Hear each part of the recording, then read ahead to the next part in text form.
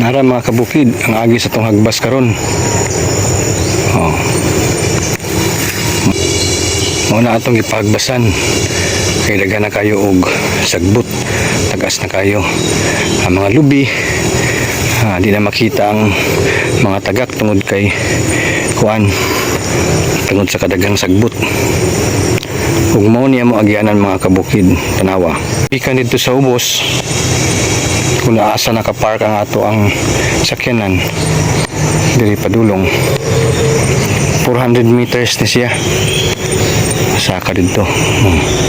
Kunya anang likod anang mga kahuya na dinha ato ang payag para overlooking makita ta diri sa ubos. Dito sa unahan kana paubos din ha kanang dakong kahoy. Ubos ana nanay mga limonsito bagong tanom din ha. Pasaka na. Padung dito daghan na siya, mga puro limonsito itong gitanom din ha. So unya natay basahon nga comment sa isa ka followers na to atong tubagon ang iyang pangutana. Ang iyang pangutana ngano daw limonsito ang atong gitanom nga wala man daw market ang limonsito. Unya gagmay po daw kayo, kuti daw kayo trabahoon. Ato nang tubagon unya mga kabukid, inigabot na to sa area. Let's go. Mao na ni kabukid ang ato ang ganghaan sa atong pinakaunang area sa limonsito. Kana makita ni mga dakong kahoy din ha. Kana limonsito na siya. Mao na atong limonsito. Makita nimo mga kabukid. So atong tubagon to ha ang pangutana nganong limonsito. Kay ingon anay maguna mga kabukid. Nganong limonsito ang ato ang gitanom diri sa bukid. Pareha ani makita nimo. Yan. Nganong limonsito ang atong gitanom? Tungod kay naatay produkto nga gina-push ang ginatawag namo nga kalamansi juice. So tanan namong produkto nga limonsito padulong jud sa kalamansi juice ug mo na mo ang gina-push sa city among ginabaligya. So kung magsalig man gud ta og kumpra na iusahay nga sobra ka mahal tungod kay nihit ang limonsito, lisod kay mangita. Mudaib jud ka sa presyo, nakatesting jud ko, nakapalit jud ko ato nga time naa sa 2,000 ang sako. So wala kay choice kay ang imong client imo jung supplyan. So unsaon nimo pag-supply kung wala kay limonsituhan? So mao na nagtanom jud ko para na ako'y sariling abot nga limonsito. Para anytime na ako'y makuhaan. Mahal man og barato, dili lugi. So ingana lang ang ato ang pamaagi. So kanya-kanya og diskarte ang mga farmer na uban nagmais, nag-intercropping sila og saging, lakatan, lubi.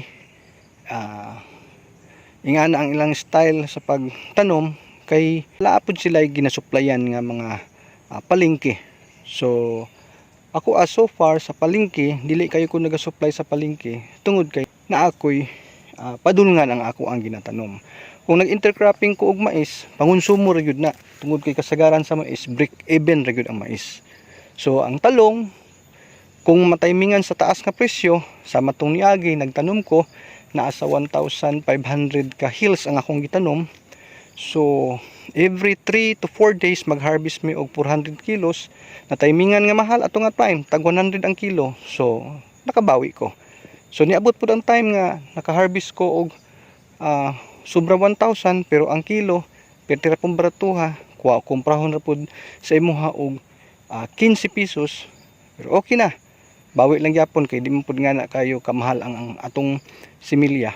Dito lang tapat yun sa ato ang abono. Kay katunga time perting mahala sa abono moabot na og tag 3,000 ang sako ato o 4,000 mahigit kung wala ako magkamali. Basta mao na siya, lugion ka basta mumahal ang imuhang abono nya barato ang kumprada, lugi jud ka.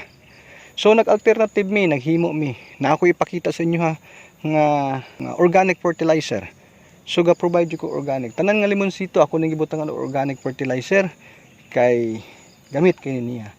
So far, natay mga problema nga na-encounter sa atong limonsituan, nagyelo, Ang uban tag-as na kayo og mga sucker. So mo na ang ato ang sulbaron nga problema ani nga mga limonsito. Kay kani mangod nga limonsito napabayaan ni siya almost 15 days.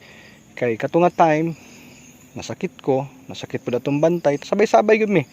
Nya ulan init, mas dagan ang ulan ato nga time, kusog kay mo tubo ang sagbot. Pag kusog mo tubo gani ang sagbot, nya sigig ulan, taas kayo ang tendency nga daghan og punjay. So ingan na lang mga kabukid, ato ipakita sunod ang organic fertilizer nga gigamit. Okay. Na ako'y nakita ang salag. Atong tan-awon ha kung nabay sulod. Tan-awon lang nato. Ha. May duha ka itlog sa pirok-pirok siguro ni nga kuan salag. No, di lang nato hilabtan kay gibuhat pud ni sila sa Ginoo para mag-maintain sa balance nato sa ecosystem. Okay. So ingat-ingat mga itlog ha kay para mudaghan mo. Yan.